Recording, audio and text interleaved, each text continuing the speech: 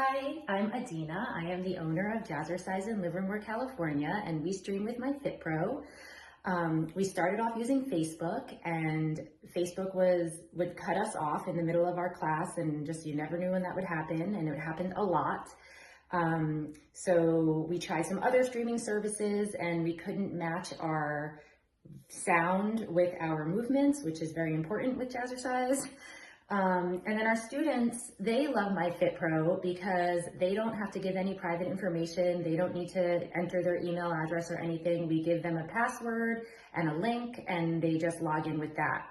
I love, as an owner, that I can have different students. So if I have somebody that's only trying class for 2 weeks, I can give them a password that expires in 2 weeks, and that's their own password. I can have multiple passwords at the same time, and it's great.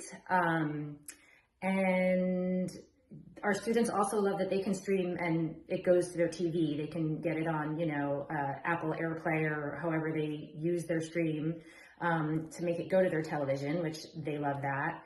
And their customer service at my FitPro is the best customer service. I love it so much. People think that I know about tech stuff and I know nothing.